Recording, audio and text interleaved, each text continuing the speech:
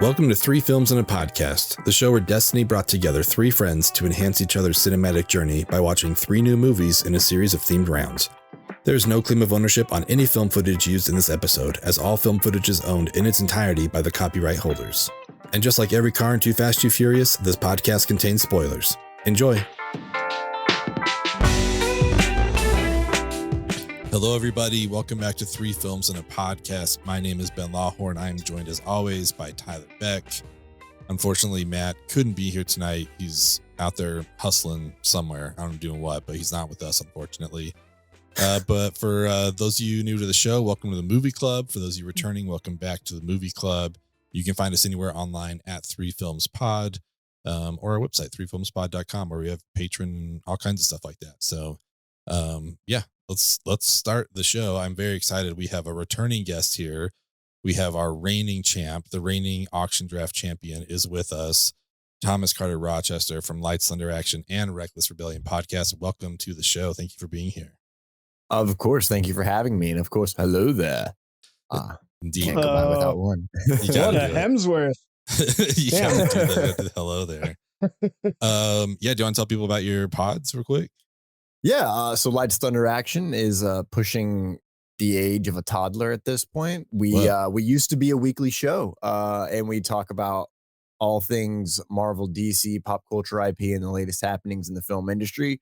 Nice. Due to time constraints and life itself, we've gone to special event status. So when Black Panther comes out, Wakanda Forever, we'll have a review at some point after it releases. And then Reckless Rebellion, come on, it's about the greatest universe of all time and the one movie franchise that won me the entire auction draft right there. It's the Galaxy Far, Far Away. I live there inside my brain. For those of you not able to watch this, because that's none of you, welcome to the podcast world.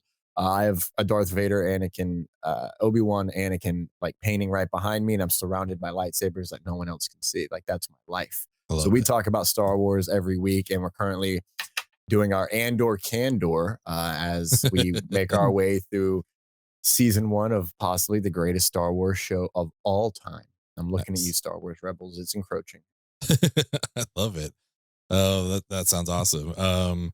Yeah, Star Wars. I do think, that was your first pick, right? I think you just kind of came out the gate with that. And yeah, in retrospect, got a good hell of a deal, compared to some of the other stuff that we paid for. So that was the move, and you're the champ for a reason. So I love it. Andor, so I'm not as much of a Star Wars guy as neither of my co-hosts or a lot of our guests are. I certainly like it. I've seen a lot of it, but in today's day and age, when there's just so many things to pick, I was like, well, I can't pick every IP, right? So I was like, I'll just be out on Star Wars a little bit. I'll be like more casual, not out on it, but you know what I mean? Like, I'm not going to like watch everything that comes out.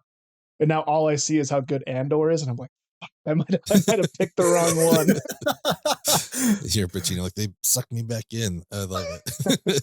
Star Wars, yeah, the way to go. Yeah. Well, I guess we're dealing with an IP of sorts since we're doing a sequel here. But yeah, this month we are starting a new round of movies with Wakanda Forever coming out this month, as you just talked about, Thomas. We thought this would be a great month to talk about sequels. And we more specifically wanted to do legacy sequels. For those of you that don't know, it's essentially a sequel that takes place in the same timeline as the first movie. It's just like a lot further down the road. Same characters, and usually, introducing some new people, which we definitely got in this movie. So today we are going to be talking about my pick, which is The Color of Money. When we were picking these movies, I was still riding the high of Top Gun Maverick, which I still kind of am.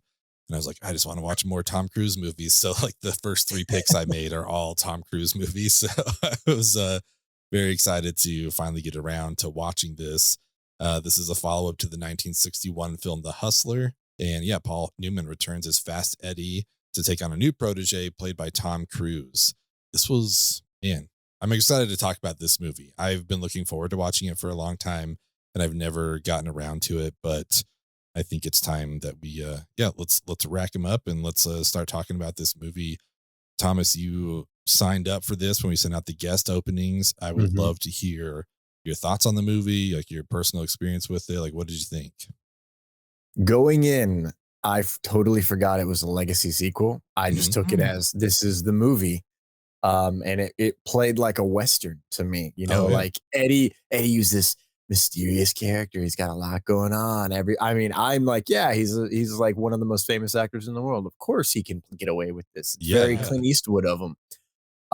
And you know, the opening credits sucked me in because it starts off with this weird like Western twang going on, and then I think it's Paul Newman talking, and then the full opening credits kicks in, and I'm just like, wow, that was like a harsh tone change. Like I'm sitting here, I'm vibing with it. Let's see where this goes. And I absolutely loved it. You know, I'm not the biggest. Let me rephrase that. I'm not the best pool player, mostly because you know, I didn't play much growing up, and I don't have the finesse you need. I can break it, but boy, is that about where my skills end. Yeah, I can start well, but someone else has to finish the game for me. What does Eddie call it? The thundercrack break or something like that? No, thunderclap breaks. You've got that on lock. Yeah. That makes sense with your Lights, Thor ties action. Yeah. Yes. No, I'm just too strong. I have too much power there, Paul. I had so much fun watching it though, and I was taking notes throughout. And I got to the point where the last thing I wrote was, I don't like the way they're using Vincent, man. And that's probably 30-ish minutes into the movie, I think, at most. And I was just hooked and sucked in and like on the ride about the town. And there's a twist. I don't know if you can call it a twist, but to me, it was the twistiest twist of this movie. When he just quits. Yeah. He quits the hustle. And I was so confused by that. And it took me the whole movie to figure out why he quit the hustle from that point. But I liked it, man. It was a lot of fun. And I think I have one more day on my Vudu rental. So I'm trying to like squeeze in another viewing to see what else I can pick up on it. Yeah, I think awesome. The Western comp is really good. It's not something I picked up on. Probably because I watched The Hustler directly before watching this and then went straight into The Color of Money. I thought I had seen The Hustler previously, but I'm not sure that I have. I think really what it was is, unlike you, I grew up playing pool with my grandpa. He had a pool table in his rec room. Hell of an entertainer, my grandparents. They used to throw the best parties in town. From what I've been told, I wasn't there. I wasn't even created yet. But the remnants of that party lifestyle lived on. They had like a really nice rec room, full bar, full pool table, and so I played pool all the time. And my grandfather would quote these movies, and he would quote Minnesota Fats and Fast Eddie and all that stuff, you know. And so like I feel like I grew up with The Hustler without ever seeing it, and so I was just so into seeing what's up with Fast Eddie that I like didn't even pick up on any of like, you know, like the style of it or anything. I was just so stoked to like be in that world again because I'm not gonna lie, this was like a 4.5 hour excursion to watch both of these movies back to back. And I was so happy. I was having so much fun. Like I pitched behind the scenes, I pitched a bad influences round where we just watch movies of like seedy people hanging out in seedy places drinking whiskey, and I'm like, so I got 4 hours of everything. Everything I got it. Look for in a movie, and hot damn, it was so much fun. It was really cool to see Fast Eddie, to see his journey, and I feel like watching both of these in such close succession, like I'm curious if like Fast Eddie's story paid off as much for people that didn't watch them the same way that I did. Like if like towards the end of the movie when Eddie's like both hitting that ultra low when he gets hustled and then riding that high back up to like, I was in, it's like, come on, Eddie, you fucking got this, dude. Like you still got this, man. Like it's okay. Everyone gets hustled, you know. I don't know. I just I had an absolute blast. The same as you, Thomas. And I think I've got some time left on my rental as well. And I might, well, I guess we have it on Vudu, so I don't need to worry about my rental time. But yeah, I don't know. I didn't know that this was like, when you pitched this, Ben, I didn't even know that it was a Scorsese movie. I didn't know Tom Cruise was in it, even though like I know you're on a Tom Cruise kick lately. So when I was like, okay, control. I literally like when I was going to go watch this, I was like, okay, what's this movie about? And I looked, I'm like, oh shit. I was like, I've got some homework to do. I have to watch The Hustler. I got so excited knowing it's Scorsese. And I don't know. I don't have a whole lot of experience with Paul Newman, so I don't know. It was a cool ride. It was a real Nice. cool ride, hanging out with these characters for, a half of a day. Yeah, But yeah, half exactly. of a work day. Yeah, putting in your time, you know? Yeah. Yeah, I think I've seen The Hustler before as well. I tried to rewatch it. I got like halfway through, and then, life gets in the way and stuff like that. But it was cool to Yeah. like pick up with the character then, 25 years later. The Fast Eddie character is really interesting.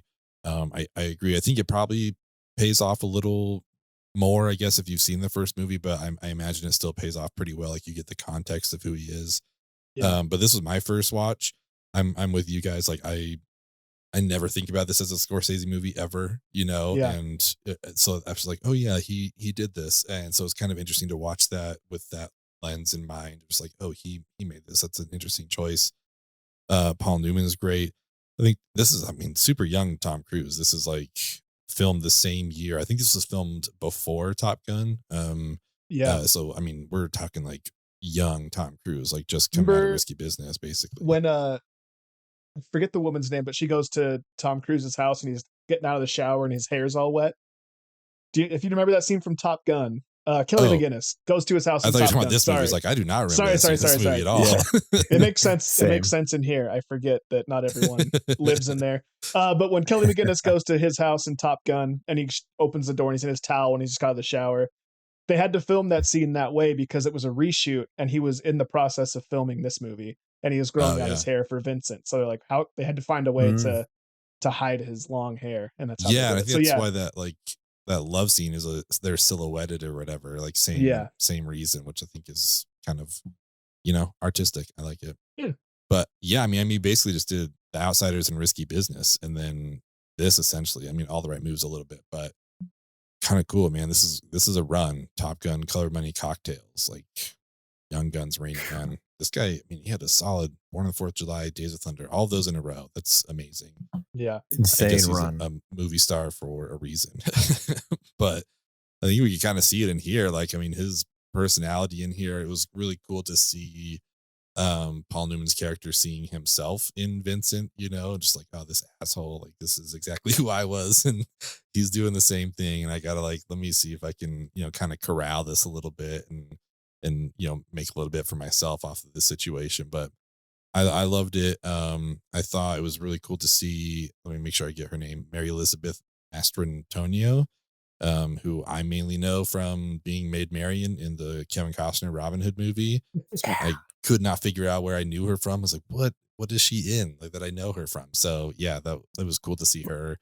But some great like cameos like Iggy Pop, but then I also was smaller so roles. stoked. I was Wasn't like, that oh, crazy? Iggy Pop, Yeah. so cool. I was like, that's nuts that he's in here. But then like John Turturro, who's also just like one of the favorites here on the pod. Like it was so cool to Yeah. see him too. So yeah, I mean, I had a really good time. I think they did a good job too. As I was watching, I was thinking about how they do legacy sequels now. And I felt like if this was made now, they really would have like honed in on like his pool cue case, like we would have like started the movie, like tied in on that. Like, remember this from the last movie, just a lot of like hitting people over the head.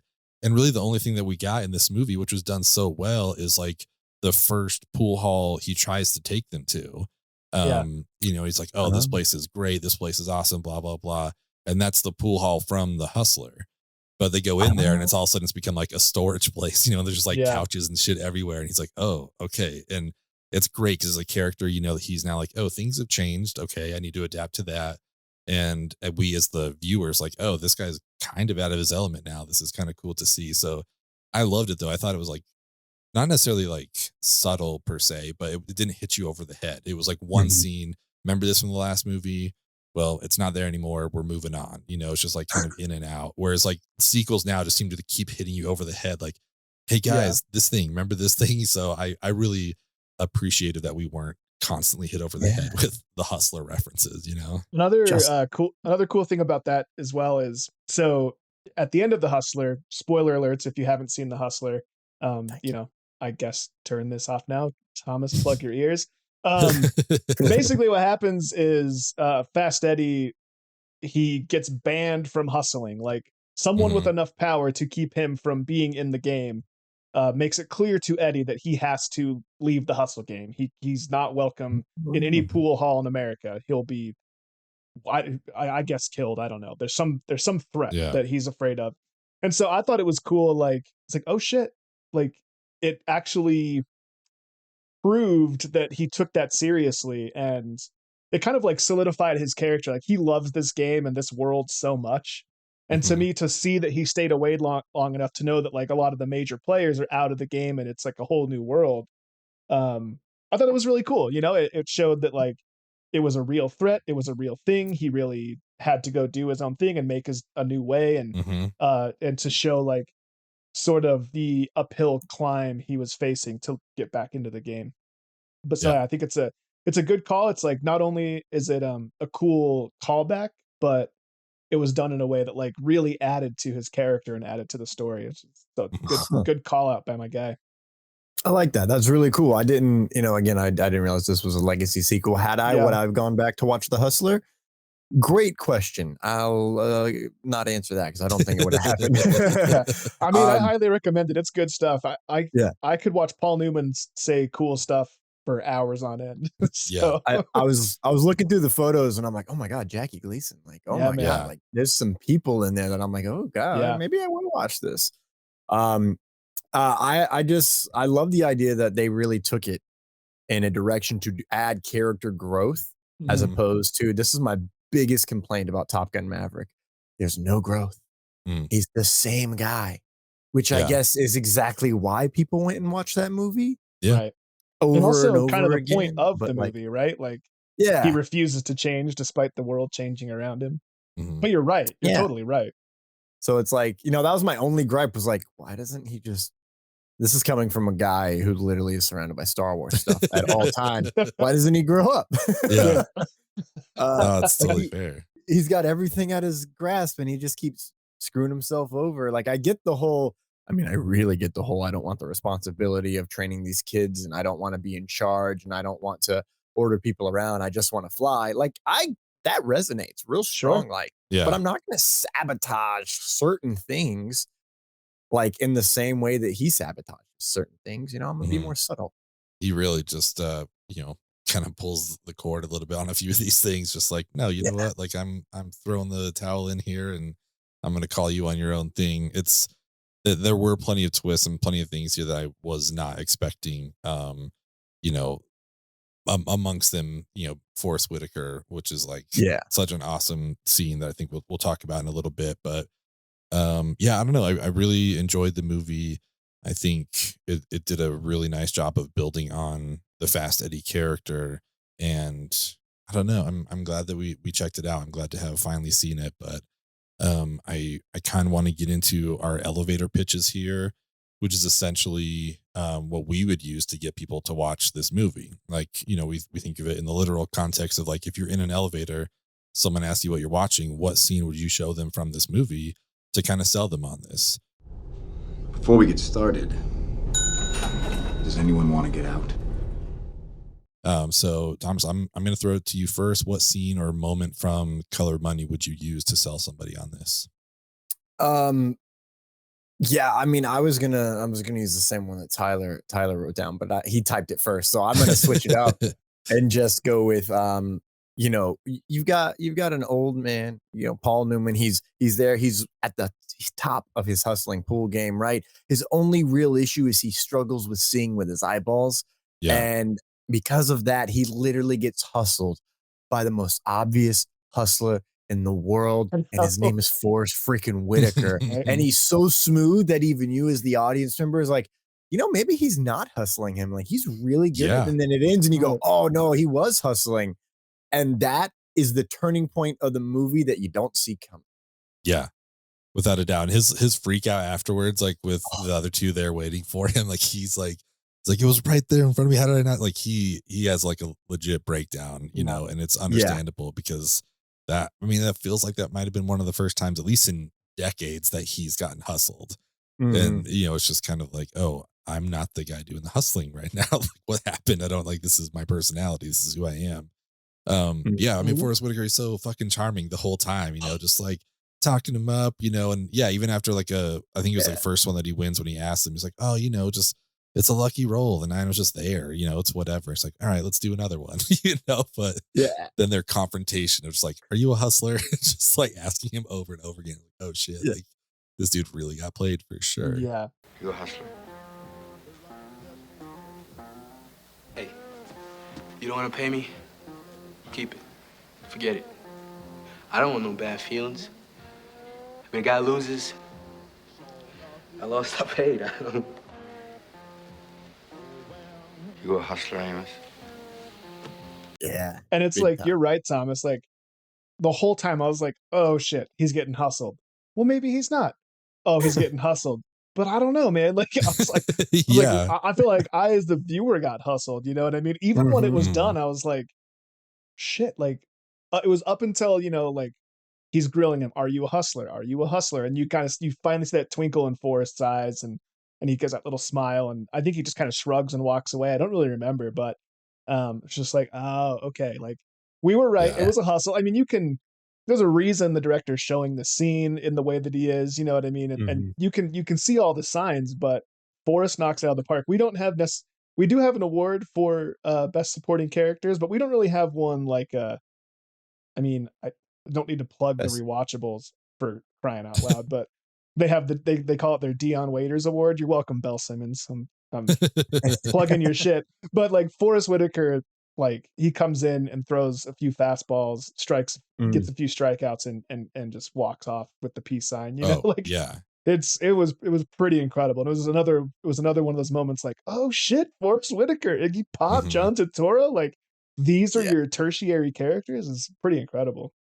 Yeah. Forrest Whitaker is definitely like batting 1,000 in his like 3 minutes that he's on screen or Yeah. whatever. He just like comes in, leaves a mark. Iggy Pop is more like, oh, that's Iggy Pop. That's cool. And then like it's Totally. over.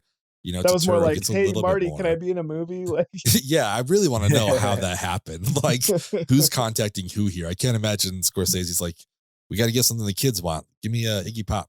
Like I don't know Right. who's coordinating this. I have no idea. But yeah, Forrest Whitaker he absolutely kills it in his time on screen. So he did a great job. My favorite line that he says is, yeah, I thought I was being a part of some big study. I was being a member of society for science. Mhm. You know what I was? A lab rat for psychology and stuff like that. And I'm like, he's a hustling, man. Yeah. Like that's trick number one. You make them think you're insane. And Yeah, then they exactly. just, that's why Tom Cruise has been hustling us for 30 something years. It's true. Yeah, for a second I thought I was going to go the route of earlier when the guy has like the stoma and Tom Cruise is like, I can't beat him. He has a hole in his neck. I can't whatever. Yeah. And I thought Paul Newman was going to be like, oh man, this guy's like like maybe I should like show a little empathy to people who are, maybe I'll learn something from Tom Cruise, but he doesn't. He's like, no, fuck you. I'm going to try to beat you, but then he ends up getting beat anyway. But that's where I thought the scene was going for a while. I was like, oh, maybe he's going to learn a lesson about like showing empathy, but no, not at all. He just gets fucking run off the table. I loved it. Tyler, what's your scene? What would be your elevator pitch? Well, so Thomas mentioned this was going to be his pick. Matt, who couldn't be here tonight, texted us in the group Slack, and he begged us to talk about this scene. And it was the scene I planned on talking about. To me, it's like the scene because it encompasses what I think of when I think of Scorsese. It encompasses what I think of when I think of Tom Cruise. And Newman's not in this scene a ton. I mean, he's in it, but he's just kind of standing there. And it's also like when you want to watch a movie about pool hustling, you want to watch like a cool pool scene. And I think this has everything. So it starts with that incredible needle drop of Werewolves in London.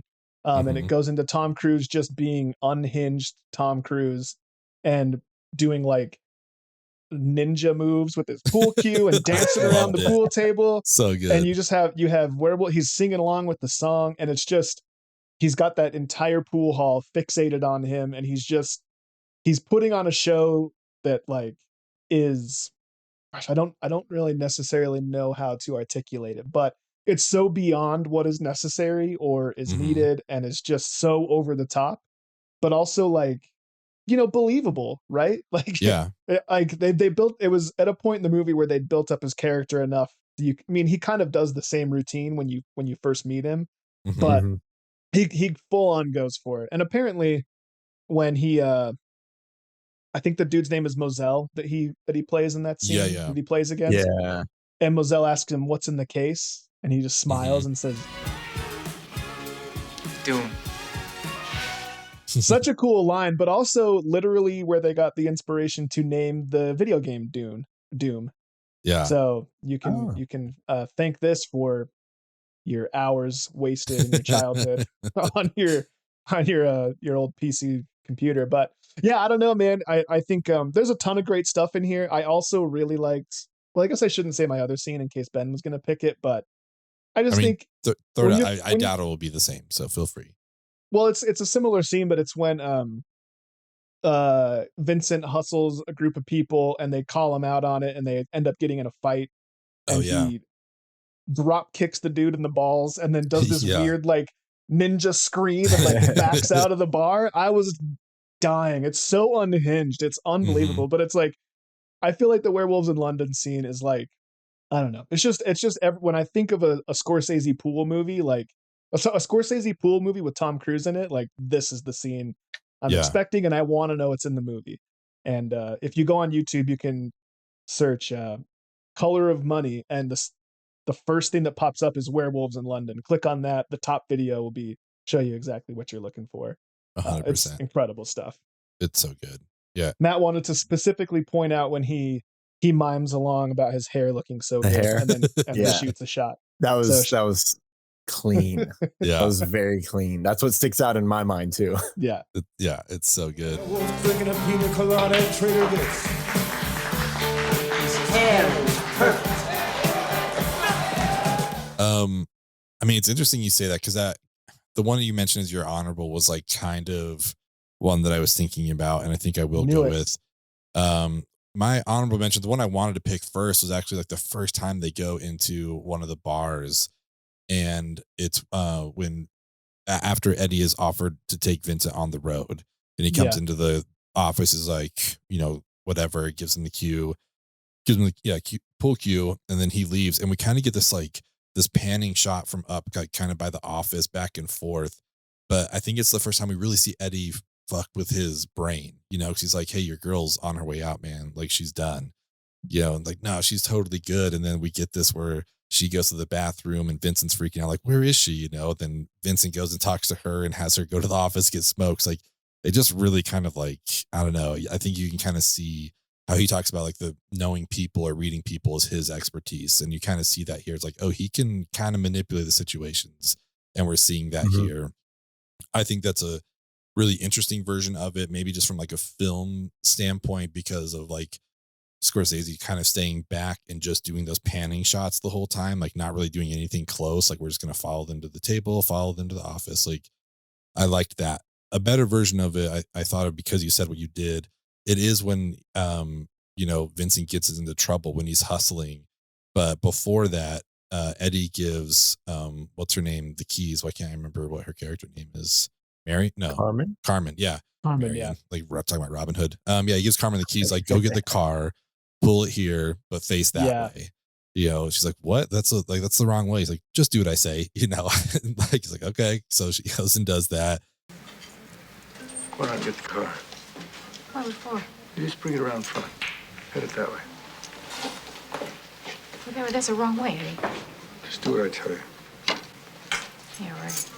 And then he leaves, and you can just see Tom is just kind of running the table here, and about to get called out, basically. I guess he's still losing at this point, though, like intentionally losing.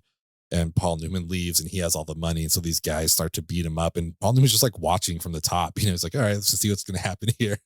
And then he like runs down, and he starts kind of like, he's getting like rough with Tom, and he's like, I'm your father. Like, what are you doing? We told you couldn't come do this again, and starts slapping him around, and he's pushing off the bad guys. Like, no, this is a family issue. I will deal with this. Like, leave us alone, whatever. And they just kind of go back and forth.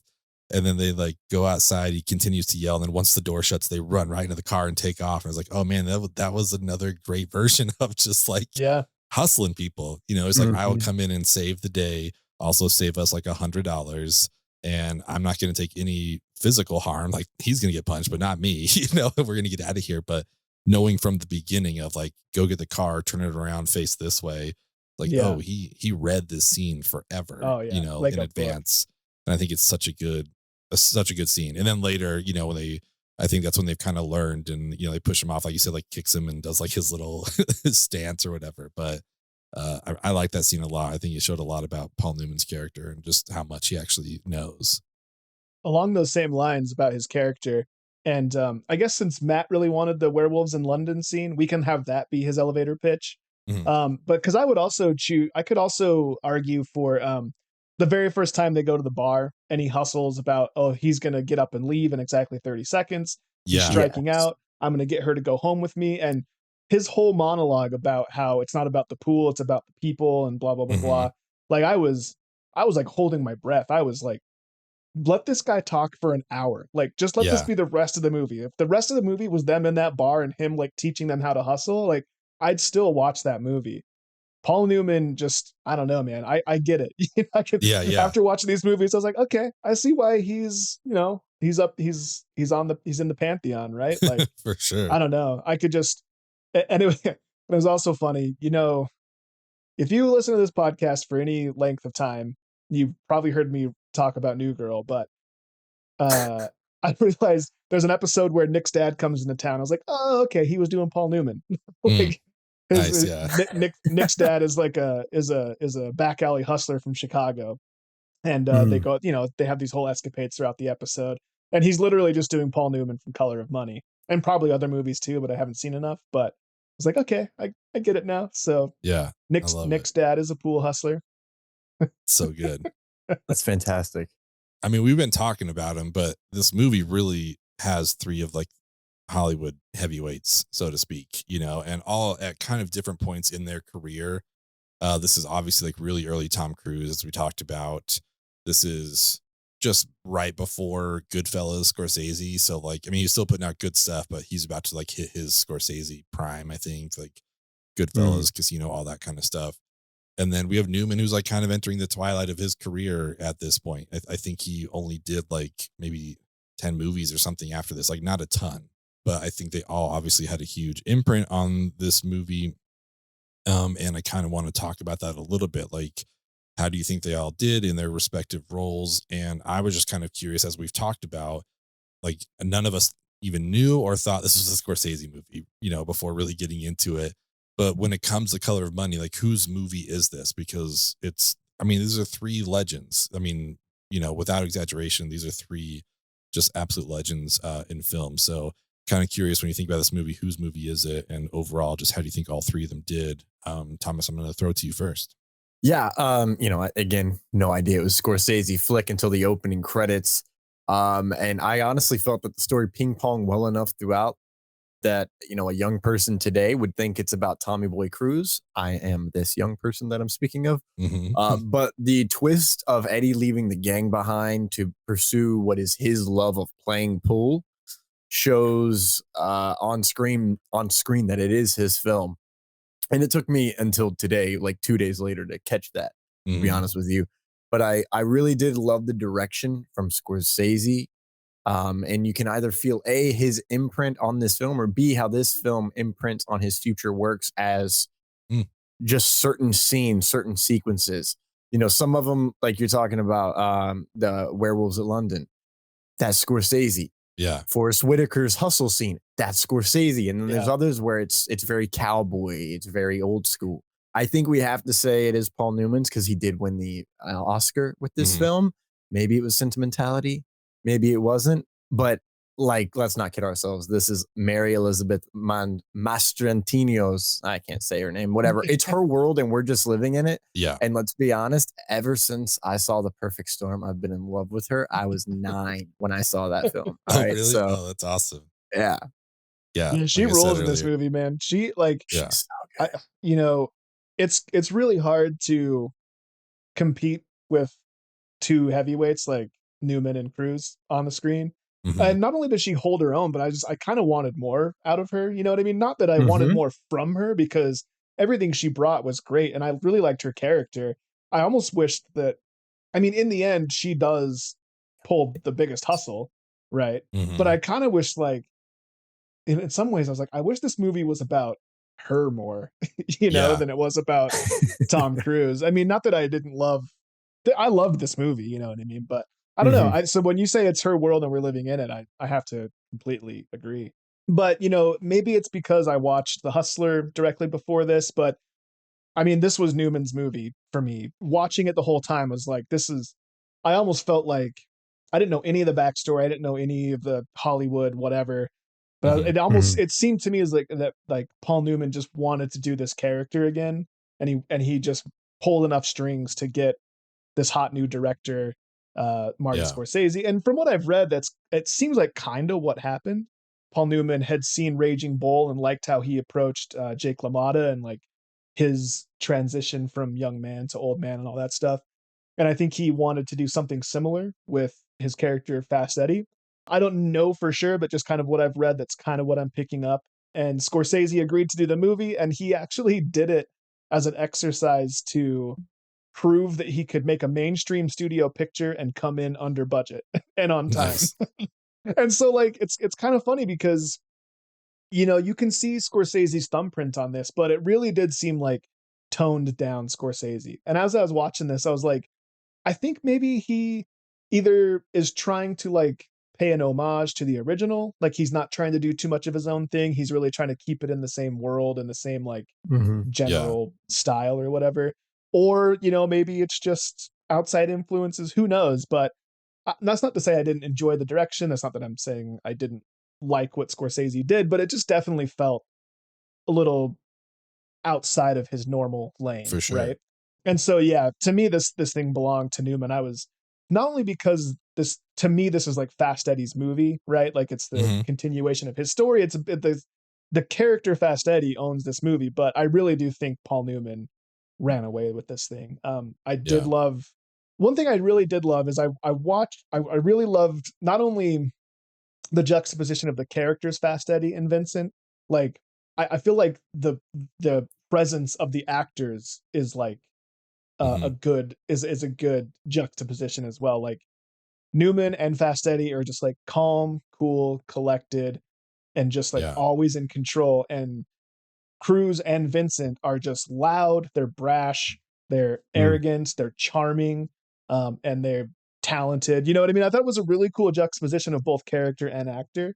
That was really, really fun to watch, and it really went together really well. It's like I don't know, like Yeah. peanut butter and jelly or something, like just worked really Mhm. well.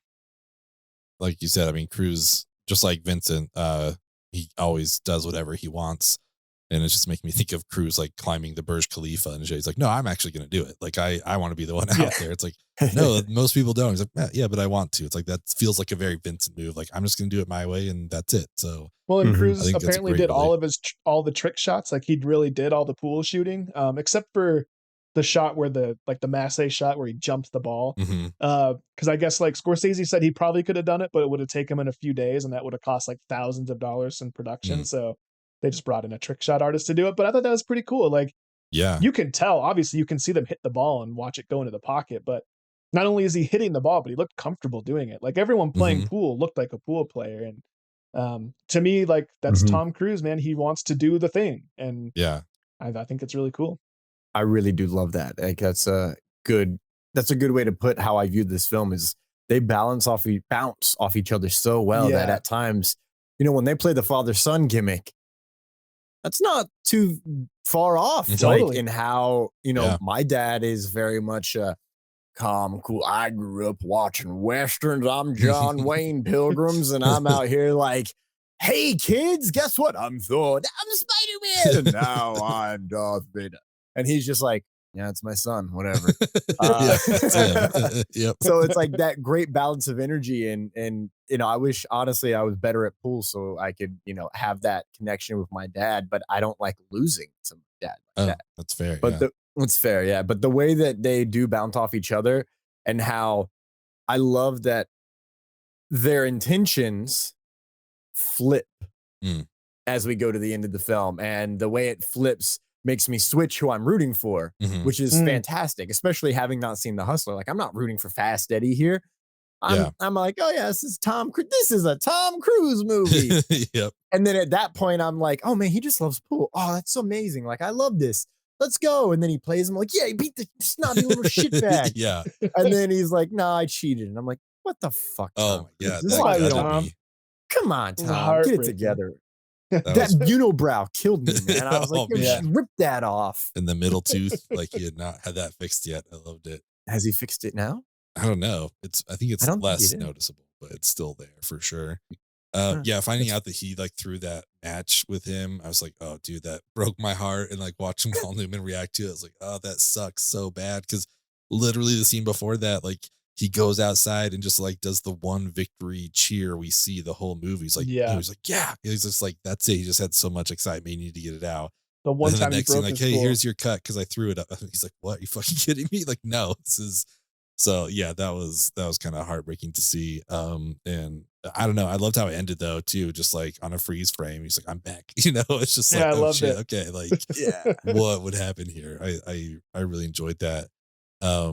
I agree with you guys. I think that like in the visuals, there is definitely some Scorsese in here. I felt like he kind of took it as an opportunity to like, I'm gonna test out these kind of shots. I want to see what this is Yeah. like. You know, it's like let me do the technical stuff. Like all those like pool shots were super awesome. It did make me think as I was watching, I was telling my girlfriends like how much footage of missed shots is on the cutting room floor right now, you know, like, or when they were trying to miss and they accidentally made it. It's like, all right, take it again. Let's go, you know, cause it's like none of this shit's CGI. Like it is all just legit done. And it's kind of, it's so impressive. But I think Scorsese, you can definitely see his fingerprint in this movie.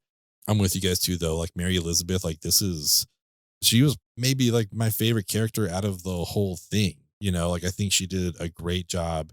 That scene, Tyler, that you talked about, where he's like, that guy's going to leave in 30 seconds. I'm going to walk out of here with her in like 5 seconds or whatever, you know? And then like, oh, he pulled it off. That's crazy. You know, it's like, oh yeah, come see my car or whatever. I need help. It's like, okay, cool. Like, fuck man, this guy does have it. That's insane.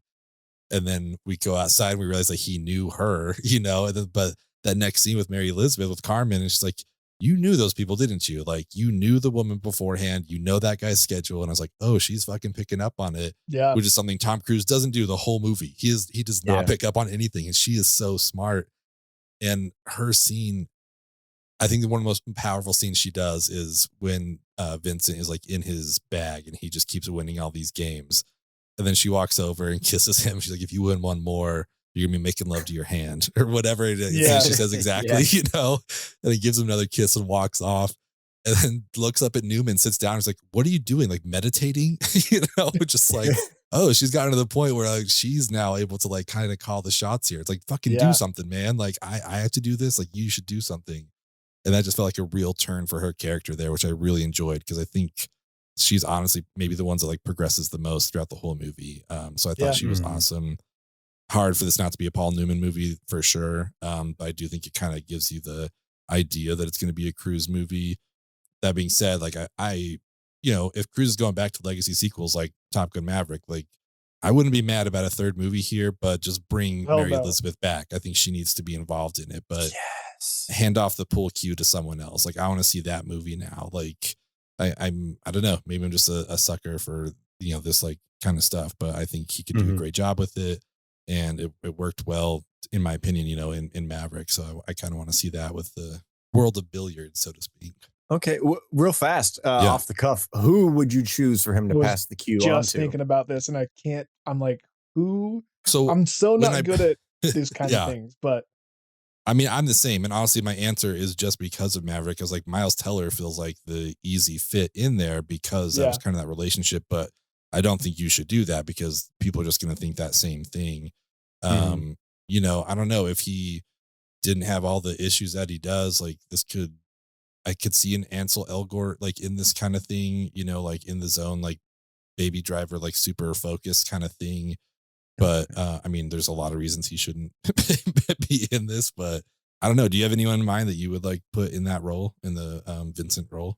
It wouldn't exactly be the Vincent role, you know. I think because Vincent changes to being extra of himself going Yeah. forward, I think you'd have to change it to be a little bit more middle ground between Eddie and Vincent. And honestly, I can't believe I'm picking this because they share the same first name.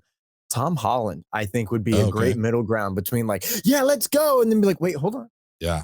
gotta I think play a it cool way cool, to kids. continue the story is Vincent is like either in hiding or in retirement or whatever, and you have someone young and earnest like Tom Holland that loves pool, and his dad told him these stories of Vincent or whatever. Maybe someone that Mhm. Vincent hustled, right? And then Tom Mm. Holland goes looking for Vincent. Like I would watch the shit out of that Ooh, movie. okay. What was that of Tom Holland? Now I think I'm kind of now like bleeding this with Creed, but what if like Mazel had a kid, and like Totally. Mazel always Yes. told like his daughter or whatever about like, oh, I got to play Vincent and he was trained by Fast Eddie. Those were the two best pool players in the world at that time. I got hustled. Just like that kind of thing. And just someone who's like, Mhm. okay, well, I want to, be better than my dad was. I need you to teach me. Like you were the last Totally. person to hustle my dad or something like that. Like, It's like Creed, we're but with Color of Money. yeah, exactly. Like I don't want to necessarily fall into all I'm those into it, tropes. dude. Like, I want to see that movie real bad. but I think it'd be kind of cool. It's like, all right, you beat my dad, help me be better than that. So Yeah. Ryan I've got Coogler, a next movie, I've got you a got it weird dialed third. up. What do you guys? I've got Sorry, a what's up? I've got a weird addition because I just thought, like who would be great energy and like really call Vincent on his BS.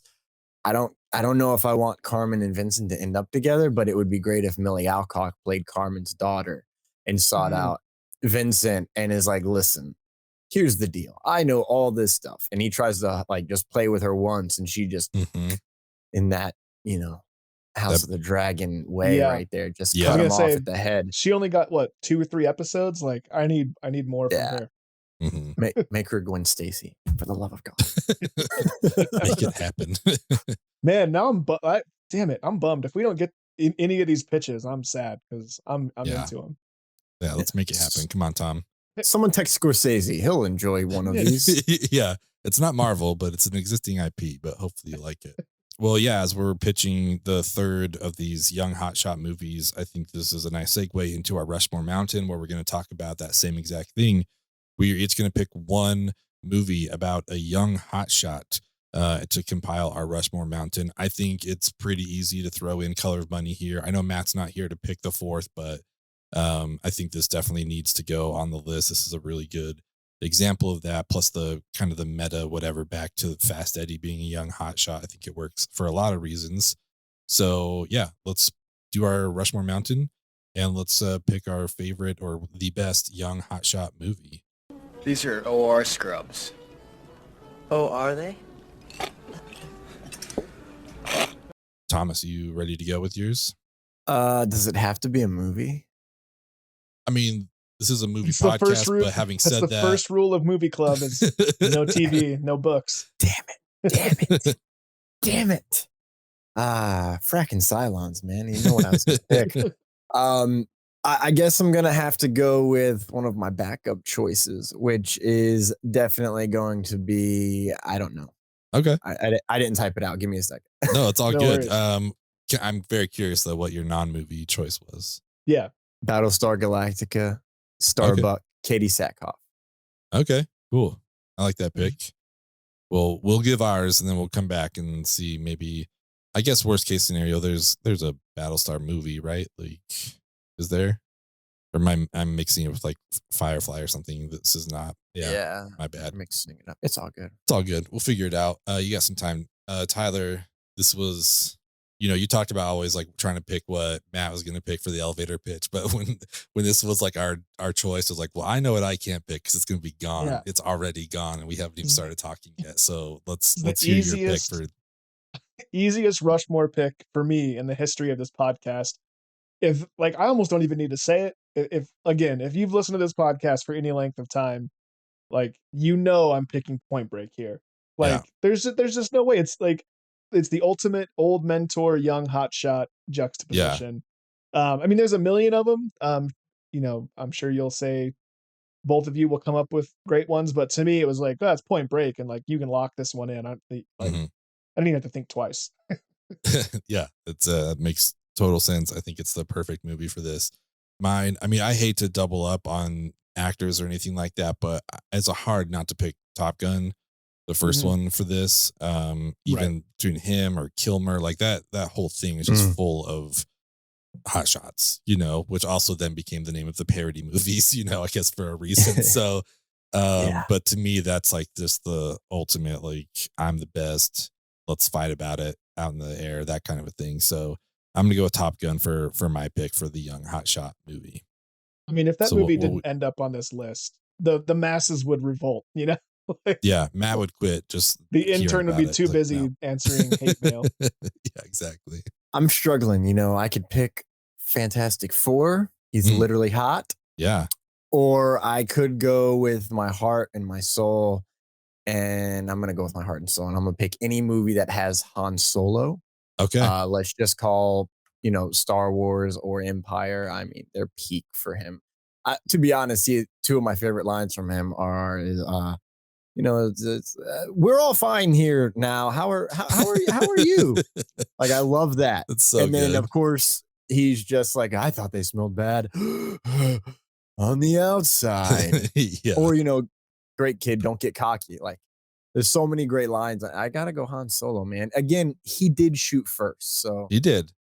Whatever George Lucas tries to edit later on, Han shot first. He also edited out Twi'lek boobs from the original theatrical cut of Return of the Jedi. I don't know if everybody remembers the theatrical cut, but that's what I'm saying. Ridiculous. Right? And instead we get, jiggy jiggy wow wow jiggy wow, and it's a definite downgrade. Just for the kids. Star Wars has, a couple of, it's a lot of hot, Luke is a young hot shot, and it works on a lot of different levels. So I think that's good. Leia's a hot shot. Yeah, yes, she is. At the risk of running too much longer, what are your thoughts on Solo, a Star Wars story? It's my 6th favorite Star Wars film after our Rebel rewatch. Okay. It was the last movie we watched, which means I watched it after Rise of Skywalker. And after listening to like 3 books with Han Solo in them, and boy, did it peak. I never hated it. It just wasn't as good. It didn't hit me in the nostalgia factor. But when I watch it, it is what it is. And people are like, it's not Star Warsy enough. And I'm like, that's kind of what I love the most about it. It's if you ever watch or listen, like read a book on Star Wars, it's not always like the Star Warsian nature of it all. It's just a story that's set inside Star Wars. And guess what? That's what Andor is. Exactly. And everyone loves it. But granted, Andor is like infinitely better than Solo. So there's that too. I like Solo. I think it's a good movie. It's a lot of fun. Skywalker I was thinking while we were talking, the 80s and like 90s were prime for hot shot movies. I mean, like Lethal Weapon and Beverly Hills Cop are just 2 that I thought of. There's a lot of really good ones that you could pick here. But I think we came up with a solid list. Oh, for sure. And I mean, just quickly speaking of Solo, that was what I was thinking of with the Legacy sequel, where it's just like, hey guys, remember the dice? Like, we're gonna focus on that in the trailer. It's like, what? What do you like? I mean, yeah, but this doesn't seem like it needs to be like a real focal point here. Like, it just seems like it's like they can just be there. They don't have to like that. Travel 6 different people's hands across 2 movies. Definitely. Yeah, definitely. And then disappear in one of those movies like they were never there in the first place. Well, yeah, we watched Solo with Candace and Arzu. We talked about it with them from Geeky Waffle, and I like that movie. I'm with you. Like, I'd have to look at my official Letterboxd ranking, but I liked it a lot more than I anticipated. The only reason I didn't see it opening weekend is because it came out the day I had shoulder surgery, and that was like the worst surgery I had. So it was very inconsiderate of them to do that. I know, right? Question your dedication. I was upset. I was very upset. I was also, neither here nor there, but it was the same month that Deadpool 2 and Infinity War came out. So I'm not sure what the hell they were thinking. I know exactly what they were thinking, and boy, was it wrong. They should have just done one a year around Christmas time and stuck with the plan that they should have stuck with. But hey, it's like 7 months after Rogue One or something, right? Like, hey, we're gonna give you another one, or after Rise of Skywalker, right? It was after Last Jedi, which was the worst place to put it. You should have put it after Rise of Skywalker, and people would have been happier. 100%. I mean, he shot first in that movie too. Come on, how can you not like it? It's true. That's how it goes. We've definitely gotten off track here in the best way, talking about Star Wars. But I want to know, do we have any final thoughts on Color of Money before we wrap up this episode? Anything you guys want to talk about? I did find a little fun nugget that the first pool hall that they go to is above the Lincoln Tap Room on the north side of Chicago. And as of February 2015, so this is ancient news here, the bar was still open and directly across from a Church of Scientology. Oh. Which is hilarious considering Tom Cruise is the face and the teeth of the Church of Scientology. 100%. Yes. I wonder how coincidental that is, but I like that. That is a fun fact for sure. Well, Thomas, thank you so much for joining us. This was awesome. I hope you had a good time. We're excited, and we'll have you back, obviously, for the auction draft. But before we go, do you want to tell people where they can find you online? Absolutely. Thank you guys so much for having me. I had a lot of fun. Man. Going outside of my normal 5 things that I watch in a week was really nice. That's why we started this podcast, man. Yeah. Great. That's why great tone change. That's why I can quote New Girl from thin air, but I can't remember when to pay my bills, but I can know what actors were in New Girl or in Community. Like, I needed to find a way to expand my horizons. That's me in a lot of different things, but weirdly me and MASH. God, nice. I could start a whole MASH podcast. I love it. Should I? No, I shouldn't. You can find me on social media pretty much everywhere at TC Rochester Act. That's TCROCHESTERACT. Be on the lookout for some fun stuff coming up that I'm about to be doing. I am an actor. I don't say that loud enough as often as I should, but I've got some fun projects coming up. Nice. And if you live in one of the few areas that have still showing Corsicana, go see that. I know a guy who's in it. Sweet. Spoiler alert, it's me. I'm in it. I love it. That's awesome, man. Well, thank you so much. Like I said, we're stoked. We'll have you back for the auction draft for 2023 movies. See if you can hang on to that title belt. We're all going to be coming after you for sure. But this was a blast. Thank you, everyone, for listening. Stick around for the rest of the month where we do more legacy sequels. We're going to be talking about Indiana Jones and the Crystal Skull. We're going to be talking about Dr. Sleep. And then we're also going to be talking about Wakanda Forever when that comes out. So thanks, everyone, for your support. You can find us online everywhere at 3 Films Pod, and we will see you next week. He's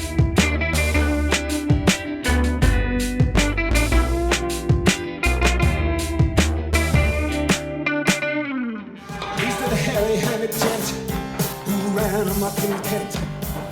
Lately he's been overheard in Mayfair. You better stay away from him. He'll rip your lungs out, Jim. I'd like to meet his tailor. Werewolves of London.